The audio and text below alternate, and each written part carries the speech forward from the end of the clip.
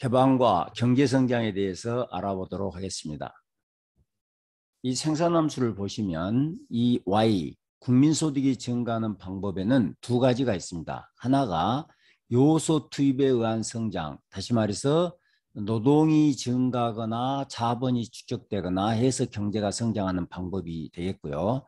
또 하나는 기술 진보에 의한 성장, 이 식에서 A가 증가해서 경제가 성장하는 방법이 되겠습니다.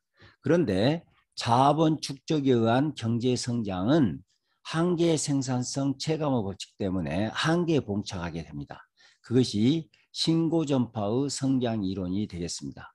그래서 신고전파에서는 자본의 한계 생산성이 체감하므로 자본 축적만으로는 1인당 소득이 더 이상 증가하지 않는 이런 정체 상태에 봉착하게 된다는 것입니다. 다시 말해서 궁극적으로는 경제성장이 멈추게 된다는 것이죠. 그래서 경제성장이 지속되기 위해서는 이 A가 증가해야 되는데 이 A의 증가는 우연에 의해서 외생적으로 주어지는 것이지 경제 내부적으로 이 A의 증가는 방법이 없다는 것입니다. 여기에 비해서 내생적 성장 이론에서는 기술 진보 자체, 이 A 자체를 경제 내부에서 만들어갈 수가 있겠다. 그래서 자체적인 연구 개발이나 또는 외국의 기술 도입 이런 것에 의해서 A가 증가해 가면 이 Y가 지속적으로 성장해 갈 수 있겠다 하는 것이 내생적 성장 이론이 되겠습니다. 방금 살펴봤듯이 내생적 성장 이론이란 기술 진보가 경제 내부에서 형성되므로 이 기술 진보가 지속되면 경제가 지속적 성장이 가능하다는 이론이 되겠습니다. 그렇다면 기술 진보 요인에는 뭐가 있을까? 이게 지금 기술 진보율인데요. 이 기술 진보가 이루어지기 위해서는 이게 R&D, 연구개발 투자, 휴먼 캐피탈, 인적 자본 형성, 그리고 기술 이전. 그래서 해외에서 기술을 도입하는 이런 방식에 의해서 이 기술 진보가 이루어지게 되고 이 기술 진보가 지속됨에 따라서 경제가 지속적 성장이 가능해진다는 것입니다. 과거에는 물적 자본이 성장의 주요 동력이었으나 오늘날에는 인적 자본, 연구개발 투자를 통한 이 기술 진보 자체가 성장의 주요 동력이 되고 있습니다. 특히 한국 같은 경우에는 1990년대 들어서면서부터 노동이나 자본 축적에 의한 요소 투입에 의한 성장이 한계에 봉착하게 되고 그러면서 90년대 이후에는 이 A, 기술 진보에 의한 성장이 한국 경제의 지속적 성장을 위해서는 굉장히 중요해져 가고 있다. 이렇게 이해하시면 되겠습니다. 기존의 많은 연구들은 개방적인 국가에서 경제 성장률이 더 높아지는가를 봤더니 실제로 그렇다는 것입니다.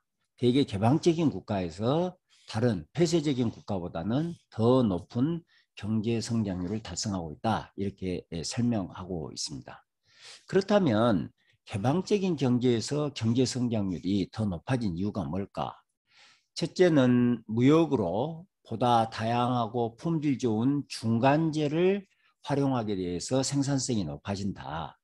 둘째, 외국의 생산 방법, 제품 디자인, 경영 방법, 시장 조건 이런 것들을 해외의 여러 생산 방법들을 배우고 이해하게 됨으로써 또 경제 성장에 도움이 된다.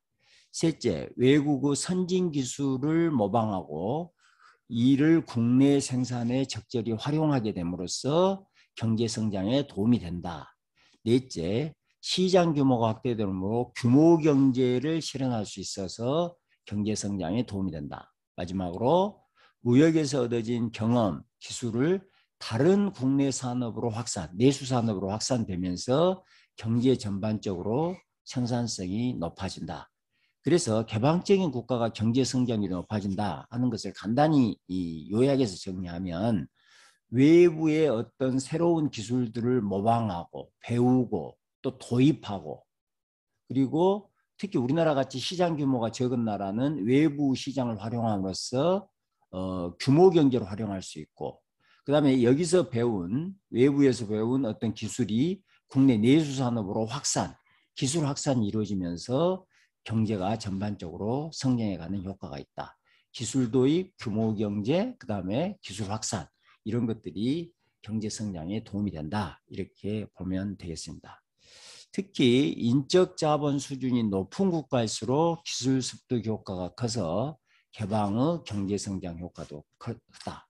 외국 기술을 우리가 습득할 수 있어야 되는데 그걸 습득하기 위해서는 인적 자본 수준이 높아야 된다. 이런 이야기가 되겠습니다. 이건 개도국에서 개방도하고 경제성장률의 관계를 나타내는 그림이 되겠습니다. 보시면 60년대, 1970년대, 1980년대가 되겠고요.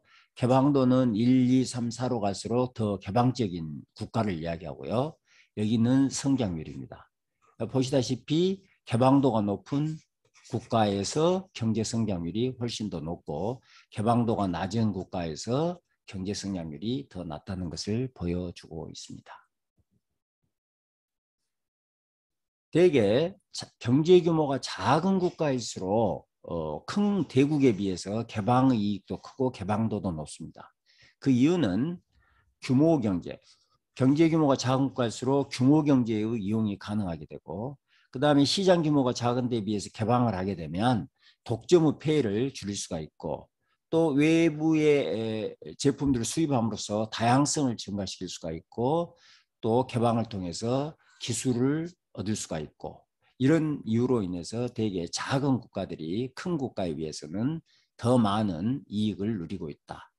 그리고 규모 경제, 산업 집적의 이익을 위해서도 작은 나라들의 꼭 개방이 필요하다 이렇게 보겠습니다. 대개 수출 제한 정책을 채택했던 한국, 대만, 홍콩, 싱가포르는 여러분들이 보기에도 모두 어떤 나라입니까? 작은 나라입니다.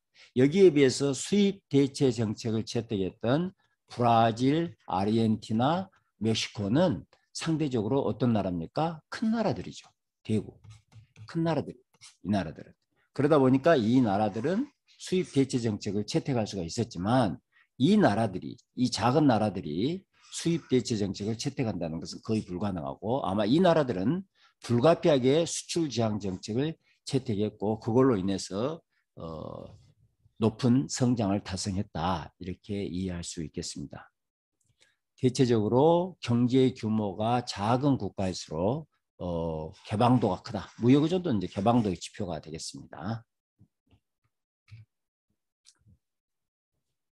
무역을 하게 되면 선진국과 후진국간의 소득이 수렴하는가, 국가 간 소득이 수렴하는가 하는 것을 알아보도록 하겠습니다.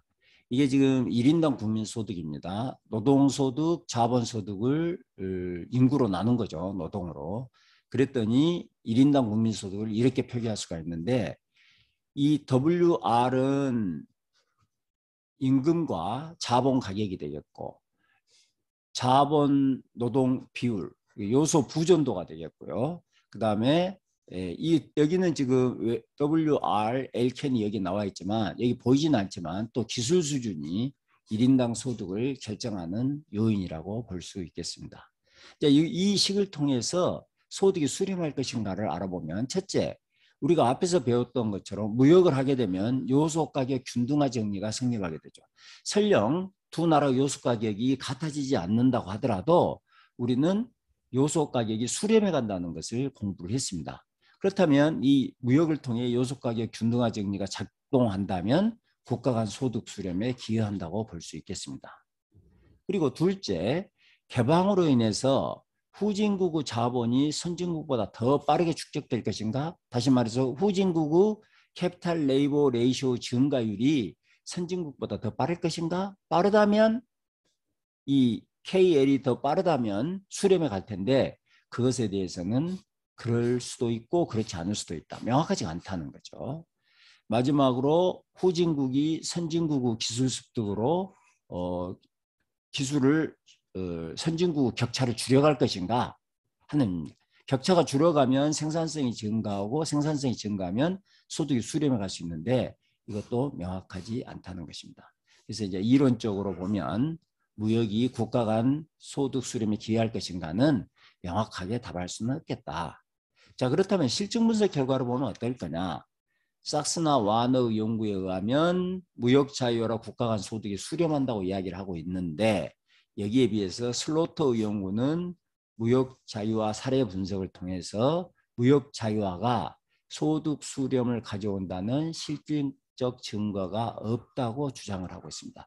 이 이외에도 많은 연구들이 무역이 국가 간 소득을 수렴했는가를 연구하고 있는데요. 그 연구 결과를 보면 어떤 연구들은 수렴해 가고 있다. 어떤 연구들은 소득 수렴이 이루어지지 않는다. 이렇게 나뉘어져 있습니다. 그래서 여기에 대해서는 명확하게 답하기가 어렵다. 이렇게 말할 수 있겠습니다. 이상 강의를 마치겠습니다.